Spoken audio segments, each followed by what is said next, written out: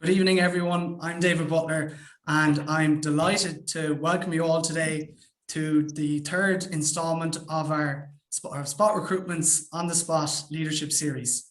As always, our fantastic host, Garrett Harte from Harte Media, and today he will be joined by two true marketing leaders, Margaret Molloy and Andrea Linehan. Margaret is the current Global Chief Marketing Officer of Siegel+Gale, a leading branding agency, and Margaret is also host to the hit podcast series, How CMOs Commit. Andrea is Global Chief Marketing Officer, similar to Margaret, a leader in the marketing field, and she is Global Chief Marketing Officer for CurrencyFair. Andrea was also listed as one of the top 30 influencing marketers of 2021.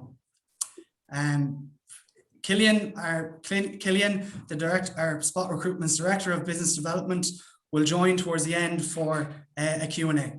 I'll pass you over to Garrett now, and he will navigate the conversation. Thanks a million. Thanks, David, and welcome to everyone on this glorious Irish summer day.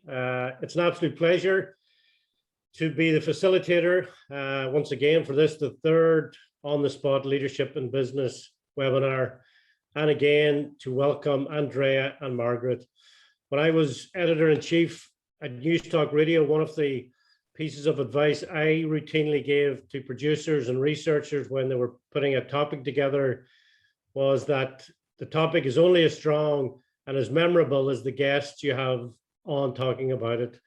And having spoken to both Margaret and Andrea over the last few weeks, I can safely say we have two outstanding guests for today's fireside chat. And we will touch on each of their stories over the next 45 minutes or so. But what I would do is encourage everyone who's on the call, whether you're a young marketeer or a successful entrepreneur, to take some time to actually read both Margaret and Andrea's LinkedIn profiles to give you a sense of the story and the routes they have taken to the success they are today. Margaret and Andrea, thank you for your time today, joining us from Dublin and New York. Margaret, can I begin with you? And let's go back to the beginning. Growing up in Tuberon County, Offaly, to becoming global CMO of Siegel+Gale in New York City. When you go back to those days, particularly at secondary school, Margaret, where did your love of business and marketing come from? Thank you so much, Garrett. Lovely to be on. And what a treat to meet Andrea, a fellow Irish global marketeer, an absolute honor. I'll go through it briefly. Thank you for referring our guests to the LinkedIn profiles. I grew up in rural Ireland, the eldest of 6 children, on a farm.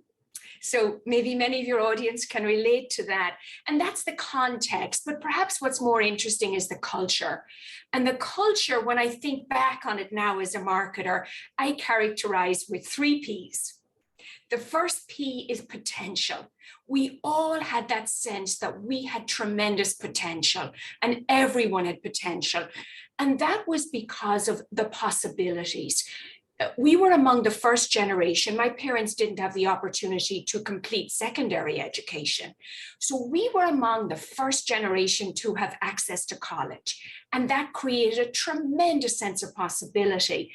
And certainly growing up, it came also with another P, a word that's popular now, but that's not new to me, and that's privilege.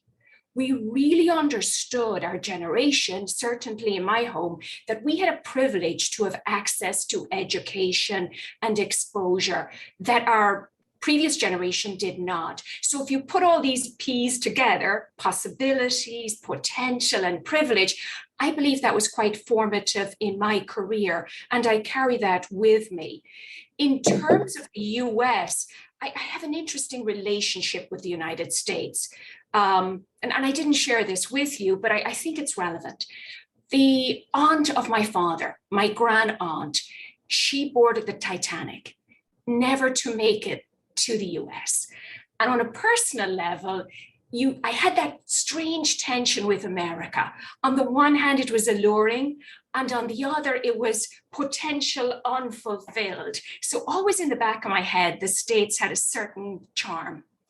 In terms of the business component, as a young kid, I devoured the ads at the back of the newspapers regarding jobs.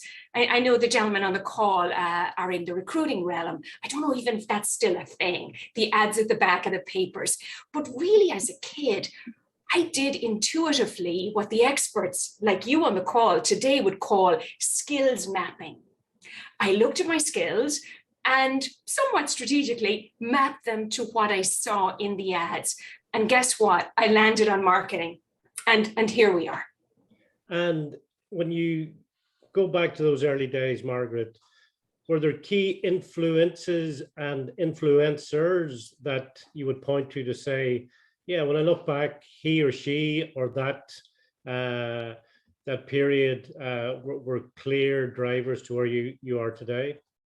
Well, I mentioned the lady whom I never met, Aunt Bridget. That certainly was an influence. In terms of mentors, for me, it's always been educators, my teachers. Those were the individuals in the community who had education, and that inspired me. And Mrs. Sheehan prepared me for Scorn and Oak. I was one of those kids who did the recitations in Scorn and Oak. Now, mind you, I couldn't do any dance or music. Again, back to skills mapping and knowing my limitations. Later in my career, it continued to be educators. I was fortunate to gain admission to the Harvard Business School, and I was very inspired by Dean Nita Nourier. His class was called Leadership. Now, a lot of my peers thought that was a sort of soft class relative to finance and some of the other disciplines. But for me, that was core, understanding, frankly, how to influence others, to appreciate incentives. That stands to me today in my leadership role, but also as a marketer. So for me, influence, mentorship, fundamentally, it's around teachers. And I would say today, I've expanded that interpretation. I don't have an individual sponsor or mentor, but I do have what I would characterize as a board of directors. Many colleagues that I look to for counsel, for feedback, and a little bit of criticism, constructive criticism when I need it as well. Andrea, we'll move on to yourself. And again, you're very welcome and thank you for your time. Thank you. Take us back to those early years in your own life, and was that entrepreneurial spirit evident from your school days?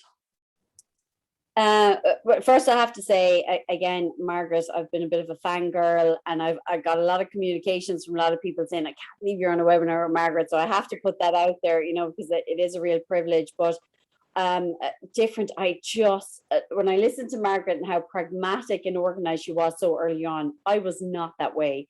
I grew up in Limerick. My primary school, secondary school, and university were all within a 500-meter radius of my house. So for me, when I graduated, it was like, right, get me out of Limerick isn't enough. Get me off the island and get me somewhere as exotic as possible. And I'm not even coming from a marketing background. I did finance and accounting as my undergrad. And I found myself over in the Middle East, and I was just, I'll try anything and everything. Just give it to me and I'll try it. And I just fell into marketing, and I just found that I actually had a bit of a knack for it and tried it. And for a lot of my career, I haven't had a marketing senior ahead of me to learn from. So it was a lot of trial and error, a lot of learning the slow and the hard way. I did have a stint where I did have someone very talented that I was reporting to for about 6 months to a year, and I learned a ton. But for the rest of it, it has been kind of finding my way in the dark. And there's pros and cons to that. But it's so interesting, even learning Margaret's story. And we've certainly come from very different tracks to end up in somewhere similar-ish. And again, Andrea, the role of mentors and influencers in your early days. Can you point out or refer back and say that was a really important time, or when you reflect on it, that's certainly that person you engaged with was an influence in your decisions? Yeah, absolutely. And it happened by accident when I moved to the Middle East. I actually went over there with Arinta originally on a management training program with their Bahrain duty free, and so gearing me up to be a general manager of one of their global duty frees. I ended up relocating to Oman and fell into sales and marketing there.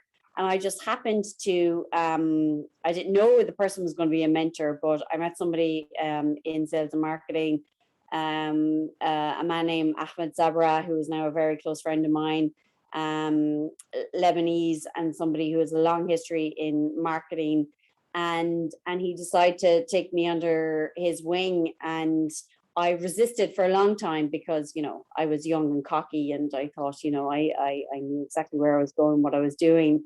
But he persisted, and I was very fortunate. I was a young girl who had gone over to the Middle East, and you know, at the end of the day, I became a woman in the Middle East, both professionally and personally. And I was very fortunate to have someone like that who guided me on all fronts. And I have to say, I'm not sure I would have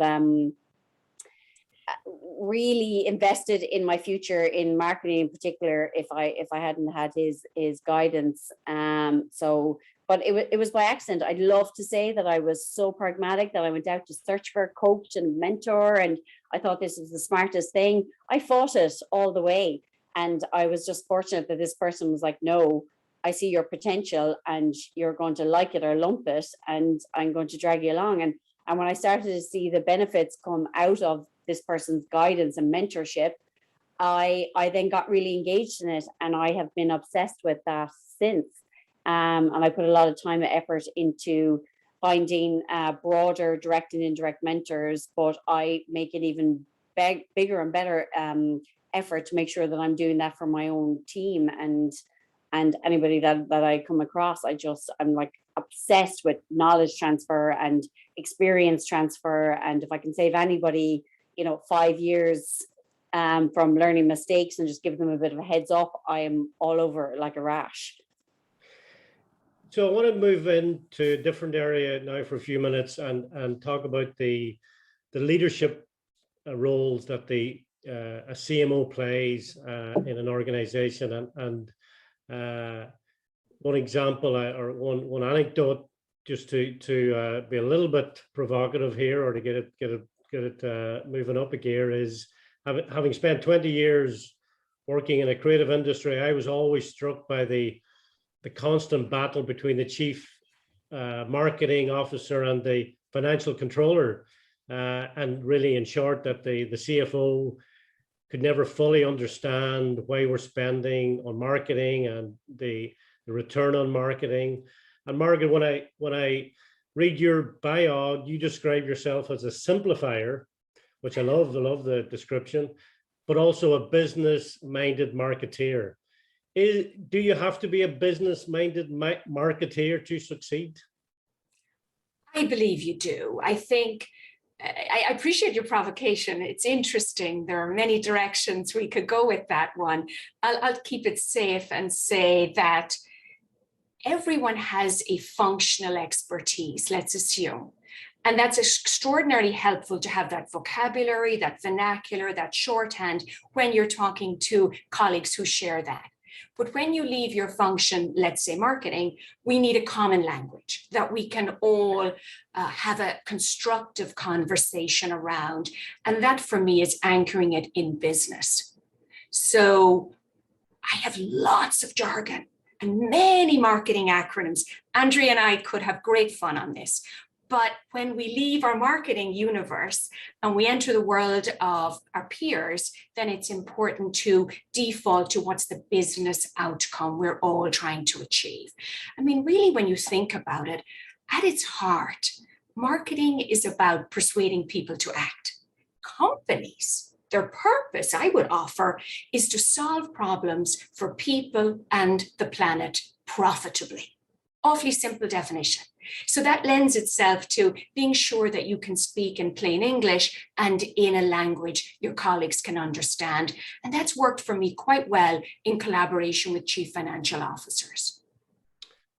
And Andrea, your own views on that, and when it comes to driving high performance in business, the role that the CMO plays and the factors that are required. I'm very fortunate. My undergrad is in finance and accounting, and I'm a chartered management accountant. So I come from that field, and I am guilty. I'm so guilty in college. The marketing people were the fluffy people. They weren't really doing anything that was super complex. I'm so guilty of that. It was only when I actually moved into it as a profession that I just talk about eye-opener. It is not only incredibly complex, but the creativity and the left brain, right brain that's required to actually be a successful marketeer is unbelievably impressive. And I can say this as an outsider that has come inside to marketing. And I definitely, very early on, I realized the importance of bridging that gap. And I absolutely agree with Margaret. You know, there's a lot of the vernacular that goes into it that's I think lost along the way, and there's a lot of fear as well that happens between marketing and finance, and there's more of a concentration on marketeers' fears of finance, but finance fear marketing as well, because we are a gray area, you know, and I think that it's our onus for the likes of me and Margaret at a leadership level to help bridge that gap the whole way down. And I do it, like I say to my own team, you know, when we're dealing with other stakeholders in our business, you know, put your marketer hat on, think about personas. You know, what does the finance team need to know and understand? And if we were to market our efforts to them, how would we go about that? And that's probably the secret sauce we have as marketers, is that if we actually think about that internally and not just about externally as customers, we can help bridge that gap. But I've definitely found, as I've gone up the ladder myself, I present and put myself forward, and so I think it's really important across the board for any C-level position that, you know, we are business leaders first, and we just happen to be bringing our discipline of marketing, product engineering, finance to the table as our discipline of expertise. But we are a team of business leaders looking to build commercial, economic, intrinsic, extrinsic value, all of that lovely stuff. And I think that's the really important part. And too often I think marketing, because it's not, people don't focus in on the economic and the commercial value out of it as closely as a finance function or other functions. We have to fight a little bit harder just to really lay it down what it is that we're bringing. But that's where we are. Margaret and I are business leaders first, but we just happen to be bringing marketing expertise to the table. Margaret, as we hopefully are entering into a new phase post the pandemic, you know, the whole world of brand building and pivoting brands and marketing perspective all come to play again. What's your sense of what the immediate future looks like from a business point of view as a leader in terms of the economic outlook, and also the opportunities for the CMOs and for brand builders? I'm very optimistic. I think we are currently in very much a transition year, and that in and of itself creates an opportunity. I would counsel people to not look at this COVID pandemic period as a pause, meaning an interruption just to return to life before, rather as a portal. What can we move into? How can we transition our staff, our organizational model, our business purpose to unleash everyone's potential, as I discussed before, to unleash innovation, to capture the sense of we're all in this together that was so ever present during the past year and a half or so. I also think we've experienced a variety of crises globally. We've had, of course, the health crisis created by the pandemic and ensuing economic crises, but also particularly in the US, but not limited to the States, a reckoning with racial equity and equality more broadly defined. And that too gives me optimism, because we've embraced a perspective of vulnerability, where we're willing to have conversations in the boardroom that perhaps weren't deemed business conversations in the past. We're also entering a period where all of us as individuals are questioning our purpose and our relationship with work. So lots of change going on as we talk about hybrid and how we integrate work into our lives. Most fundamentally, from a business standpoint, I think the shift is from what previously was characterized as an obsession with customers and shareholder value. That's what we learned in school. When Andrea and I were in school, that was it. It was the Milton Friedman doctrine of it's all about shareholder value, and an evolution of that is customer obsession. Now we're entering a period where people are thinking much more about stakeholder capitalism. How does a business service its employees, the community at large, regulators, investors, consumers, all together? And that adds complexity. It adds challenge, but it adds the opportunity for business to have a much greater impact on society. And in that sense, I think it's an extraordinarily exciting time to be a marketer, to have a seat at that table, because brands can change the world. And we as marketers are steering that ship. So tremendous time for colleagues who are in your audience, who are considering building their careers in business and in marketing in particular.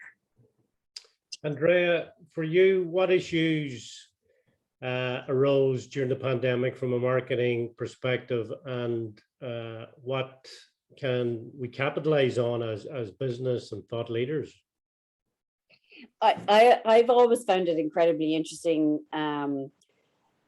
how marketers at all levels, and I've seen it at very senior levels, forget that who we're talking to are people just like us. And we build out all of these personas, and we build out all of these things, but we still manage to disconnect ourselves and still happen to question people as if their behavior is somewhat slightly different to how we behave as people. And I keep saying to my team, bring it back, guys. Let's go down to the fundamentals. How are you behaving in COVID? Like, what are the emotions, or what are the thoughts, whether they're intellectual or emotive, that are going through your mind? Our customers are feeling the exact same thing. So let's not forget and pull away from that. And I don't want to get really, get into the human to human thing, but it's the reality of what it is. It is all human to human, whether it's B2C or B2B. And it doesn't matter whether it's pandemic or not. These are the realities of what's going on. And I'm loving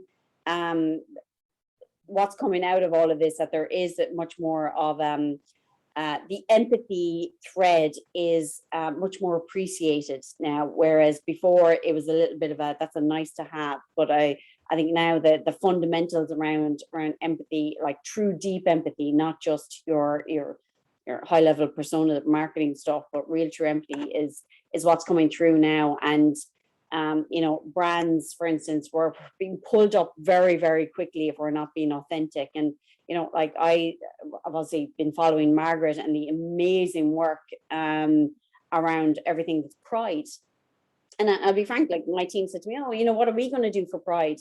I said, guys, we're not going to just, dicky up our logo and just put it out there. Like, what are we doing every other day of the year, every other month of the year? I was like, we got to stop ponying on the back of all of these initiatives and if we're going to be authentic and empathetic, we got to be the whole way. And it's not just what's out there front facing and what we need to be seen to be doing. It's like, what are we actually doing inside and internally every single day? So I said, no, we are. And that is, like, I see what Margaret's doing. The initiative across her and her company is depthful, like it's the whole way through. So they can stand behind everything that they do, everything they talk about when it comes to, for instance, Pride. We can't do that in our current company because we can't follow through right down to like really intrinsic levels. And I think that's a big thing that's just been cut raw throughout the pandemic. Brands are being pulled apart, and like, you know, surface level stuff is not appreciated anymore. You know, you got to prove you're going deep into these matters. And that's, you know, as much devastation has happened throughout this epidemic, there's been a lot of positive things that have come out of it. And for me, as a brand owner, and that's one of the things that really stood out for me. Margaret, Andrea touched on it. I want to pick it up on the Future of Branding Roundtable that you hosted at the end of June, and the marketing leaders from the LGBTQ plus community. And I sat in on your webinar, and I was in awe. It was amazing and so powerful. And there was a leader, Rachel Typograph, pronounce her surname, who said that company feedback that she worked at, that people wanted to work for that company and work for a gay leader. I found it a really powerful statement. Maybe for the audience today, just to talk about that Future of Branding Roundtable and the work that you have done with Pride. Well, thank you for the question. And first, I just have to acknowledge what Andrea said. You know, being authentic, I look at maybe Seth Godin's definition of being authentic. It's being the same whether people are looking at you or not. And I really want to double click on Andrea's point, because it's not looking at you superficially. It's looking at you in a really deep and meaningful way. In terms of the Pride conversation, I invite your audience. You can hear it all on How CMOs Commit podcast. I'm in marketing, so had to give the plug. But it's a rich discussion. And it's one of a series we've been doing around different people, including different people in a conversation to understand how brands can be authentic. And fundamentally, the learning is exactly what Andrea said, intuitively, that you can't just what I call rainbow washing. You can't just change your logo if you're not making meaningful actions for the community that you're serving. And it begins with your internal employees. And that is true of LGBTQ, it's true of women, it's true of gender, it's true of racial equity. All of these issues you have to follow through. It's also true that at brands, representation really matters.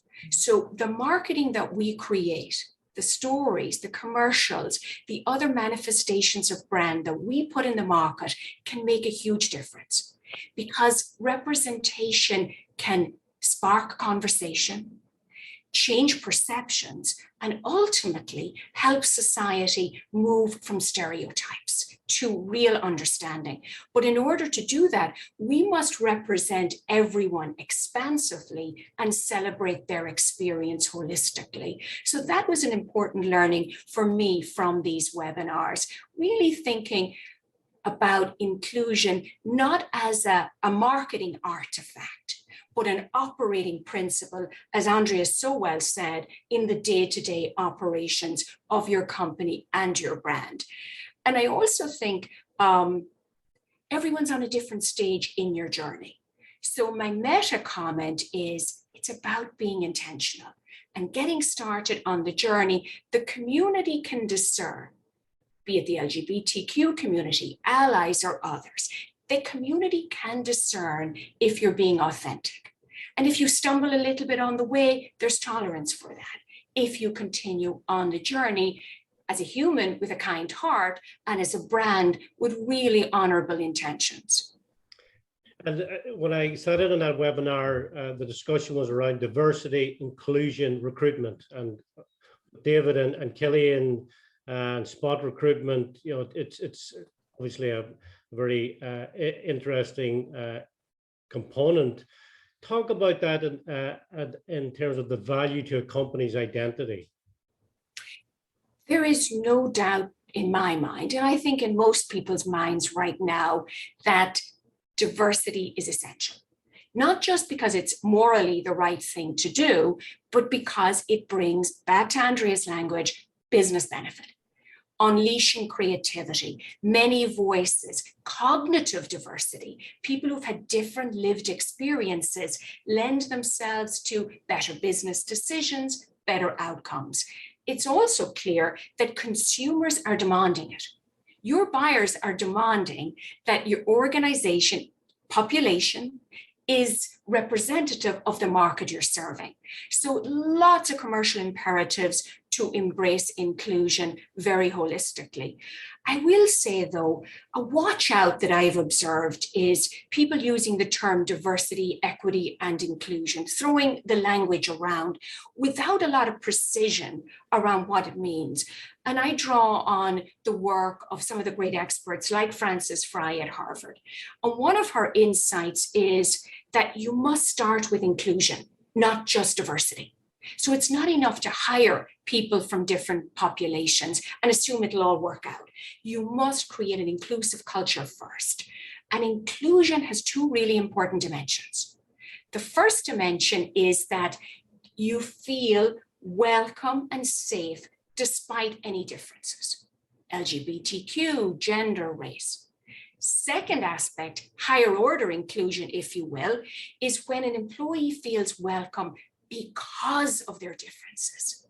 That's really when success happens, that people are not looking for that amorphous cultural fit, but a cultural add, and where everyone is appreciated because of the difference. That's where the magic happens. Begins with everyone's welcome despite difference, but then because. And the secret I've found over the years is awfully simple. It's about getting curious about people's differences, asking questions with a really open heart to learn from others. Excellent. Andrea, when we look at hiring and the components to hiring at executive level, what are the key criteria that you consider, and has the criteria altered over time, Andrea? First, I'm going to absolutely echo everything that Margaret said, and I think we have a number of levels to go through. And the pertinent point for me, what Margaret said there, was around the value system, because I think what we do wrong as companies is we set these values around our culture, and then we look for people to fit within that. So it is absolutely phenomenal and fabulous that we're looking for diversity in terms of gender, sexual orientation, nationality, all of these things, right? So, but that's all for one piece of it. The second piece of it, though, is the value system, because there is not true diversity in any of your levels if all of these people with all of these different backgrounds are all carrying the exact same set of values. Then that's not actual true high level Maslow's hierarchy up there, true diversity in what's happening in our world. Now, I feel that we've such an amount of work still to do in terms of all of diversity when it comes to gender and sexual orientation. We've so much still to do there. But like I get, asked a lot, is it not fantastic to see that there's 30% women representative at boards? I'm like, I don't really care that 3 out of 10 people on the board have a pair of boobs. Like that doesn't matter to me. What matters to me is who on there reflects the values that I want to be able to not just emulate, but if they're my true values, I want to know that with my value set, I can make it to board level and not have to sacrifice any of my value system to get there. And I think that's the next generation of diversity in my mind. So, when I think about hiring people, I'm always, regardless of any of my team that are doing who are the ultimate hiring managers, I usually come in at the end in a bit of a culture check. But I'm not just looking at it as here are our lovely golden values that CurrencyFair have. Does this person like shoehorn into it? I'm actually really interested in their wider views and things that are a little bit out of the box. That for me is way more exciting. And they're the things I'm looking out for. But I honestly feel like we're another 5-10 years away before that becomes the broader conversation that we're all thinking about from a hiring perspective. Yeah, and another point, Andrea, you might give a view on. Margaret touched on it earlier, on the value of marketing, that marketing can change the world, and certainly for younger generation, for inclusion, like the role that marketing can play, certainly in the digital space. Do you see that as a purpose that marketing needs to play more of?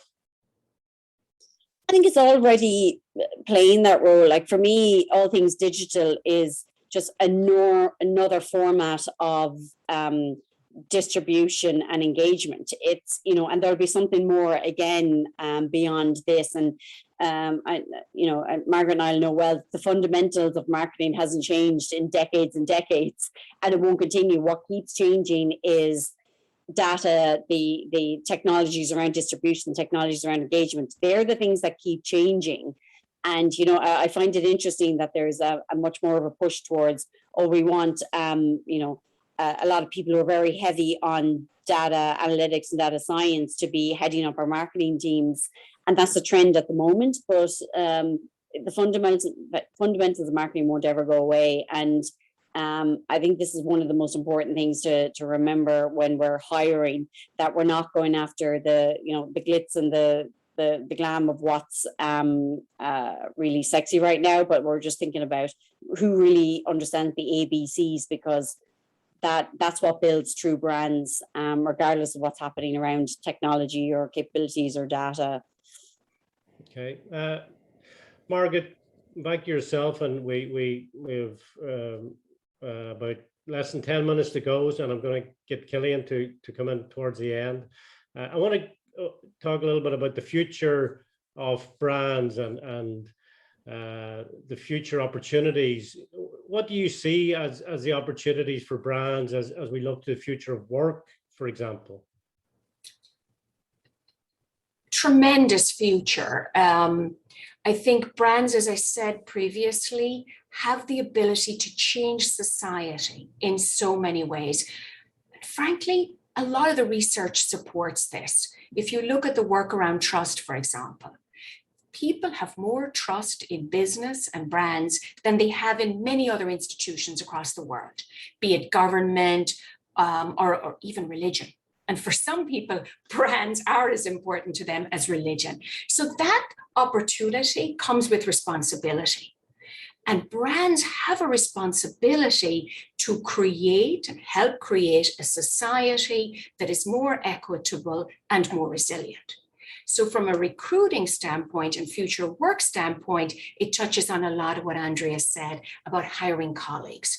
From a skill set, I look at very fundamental things, and I've doubled down on my emphasis on these. Number one, curiosity. I want to hire colleagues who can ask great questions and listen for the answers. Because although the platforms and the tools will change, the fundamental capacity to be curious is what will get you through that and create resilience. And that's a comment about colleagues, but it's also a comment about brands. Brands need to be curious about their consumers. Another skill that is underappreciated, but that I elevate, is writing. You talk about the future of work in an environment where many of us will be hybrid. Communications come into sharp relief, and the ability to write a clear brief that is succinct is outstanding. It is paramount, and frankly, it is rare. So I would encourage colleagues who are interested in careers in marketing to get the fundamentals right. And of course, if you put curiosity with writing, you often land on very good storytelling. And so much of what we do in marketing, be it through words or numbers or pictures, is in fact storytelling. If you can't write and if you don't have curiosity, you're really constrained as a colleague and as a future marketing executive. Excellent. Andrea, to you, the opportunities you see for brands and maybe some advice such as Margaret has thrown out there for the young marketeer in terms of curiosity and the ability to write that perfect brief. We all strive for that, Margaret. Andrea, what's your thoughts? I'm gonna mute.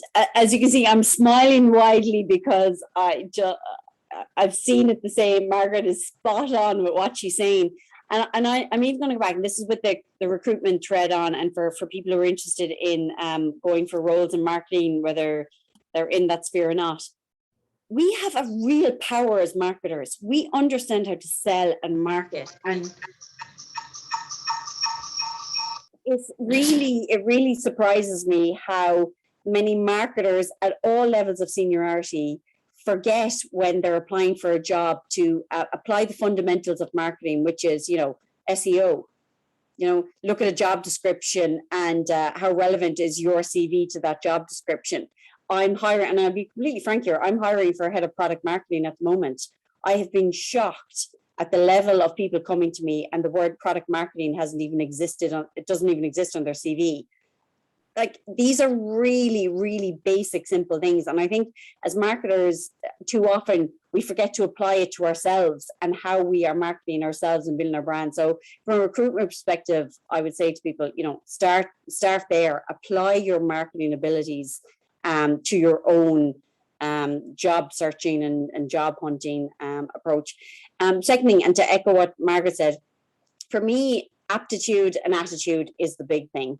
I love to see people coming in left of field from different disciplines wanting to get into marketing. If they have the aptitude and the attitude to want to learn, I'm all over them, and I will get into hyper knowledge transfer format. And I think it's really important. And look, as someone who came from finance and moved into marketing, I'm a big supporter of anybody who feels like they want to make that transition. I don't think it happens enough in marketing. Margaret probably can attest to this. You might get some, like close to home, like maybe people in sales or product or maybe customer service that might come over, but otherwise most of the disciplines just don't feel like it's a bridge too far. And I actually think we're losing out in marketing by not having people from these other on the discipline track come in and supplement the overall marketing talent pool, because we cross everything. Marketing crosses absolutely everything, and we need the talent to reflect that. Thanks, folks. So I'm under strict orders to not go over time, and certainly I could talk to both of you for another couple of hours. And it's been an absolute pleasure from my point of view to have facilitated this conversation, a fireside chat. And on that note, I'm going to hand you over to Killian, who's going to ask a couple of questions that come through and do the final wrap up. Thanks very much, Garrett. Yeah, a couple of questions have come in. I'm just going to put one to Andrea and Margaret in a moment. I just want to acknowledge the point about authenticity and following through. I think that's something that all our attendees will be able to relate to. I see names that I recognize from education, people working in universities and schools, people stations, and I think that ability to take meaningful action and what you do when nobody is looking is something that relates to all those fields. And this question might even tie in. Just a question came in about hopefully as the pandemic draws to a close or the vaccine rollout gets us out the other side, what measures do you think in a world now of remote work and blended work, what measures can large organizations take in a meaningful way to kind of keep that sense of belonging and that culture? We all saw the packs being sent out from employers and the pizza making at home and the kind of team building exercises that every organization was doing. But beyond those actions, what do you think companies can do to really foster that family sense and that team environment if there is going to be a world of remote work and blended work? Do you mind, Margaret, if I say a piece on this? Because first, for me, that culture of you need to be seen, I think this is the big piece that we're really going to have to get over, is that if you are turning up at the office, that you're seen to be more committed. And this goes back to the old days of, if you're working until midnight, you're more committed. And I actually think that this is going to be the biggest detriment to us really introducing hybrid and remote working in a meaningful way, is if people feel under pressure that if they're not physically seen in the office, that it's going to hamper their progression in some way. And this has to be a top-down approach. And this has have to be effort from us as leaders to give as much time and attention to those people who are at home as the ones that are actually in the office. I actually feel like that's going to be the biggest hurdle. And I think people who want to be remote or hybrid are going to feel that pressure to come in if we don't change that culture from a leadership perspective. I think that's spot on. I mean, recent research from Harvard Business School, Sadal Neely, says that 81% of people surveyed want a hybrid context. So companies are going to have to involve employees and really think about transition. I would build on what Andrea said. I think, look, culture, what is culture? It's about a company's beliefs and behaviors. And how do you affect that? You affect that by looking at your processes. So companies are going to have to audit their processes. A number of areas spring to mind. Number one is, what are our meeting norms? How do we make sure that the colleagues in the office and the colleagues dialing in remotely are contributing and feeling belonging in meetings? What are our communications norms? There's been a proliferation of channels. We have email, we have Slack, IM, myriad more.